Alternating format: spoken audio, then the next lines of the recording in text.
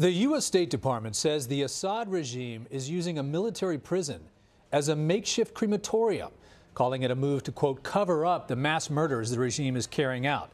CBS News State Department reporter Kylie Atwood was at today's State Department briefing. Kylie, what did the State Department have to say about where this facility is, and how does it know that it was used as a crematorium?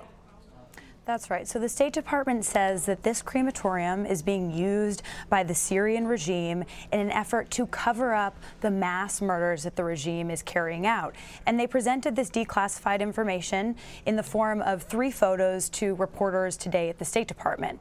And those photos ranged in dates from 2013 to 2017. So this is clearly something that the U.S. government has been following for a while now. But what's not clear is when this information was made declassified. They chose to tell us about it today, and in those images you can see there's one that shows an area of the prison complex where they believe the crematorium is located, and they believe it's located there because it's a winter picture and it shows that snow has melted on that area of the building.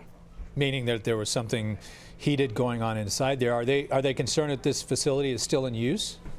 Of course, this facility is still in use, and there was actually an Amnesty International report that just came out earlier this month, and it said that this prison is a human slaughterhouse. The regime has abducted thousands of Syrians and brought them to this prison to be detained and to be murdered. And the State Department says that they have multiple reasons to believe that there are 50 people that are killed there on a daily basis. So the prison is still in use, and the crematorium is allowing them to cover up the mass killings that they're carrying out on a daily basis. Did states say what the U.S. is doing to try to stop this from happening, and is there anything the U.S. can do?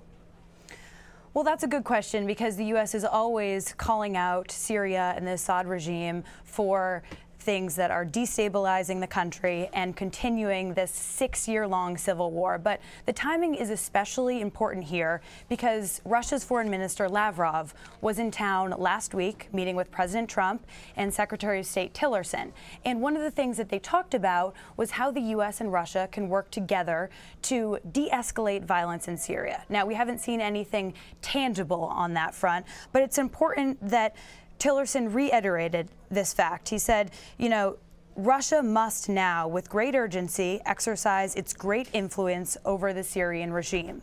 And so laying out this information is a follow-up on that conversation. It's the U.S. saying the Assad regime is doing something that we deem to be morally wrong, against international standards, and it's an opportunity for the Russians, therefore, to step up to the plate and come out against this crematorium, perhaps say something about it to the Assad regime so that they can get it to close down and continue to push them in the way that the U.S. wants them to. All right. Kylie Atwood for us in Washington. Thank you.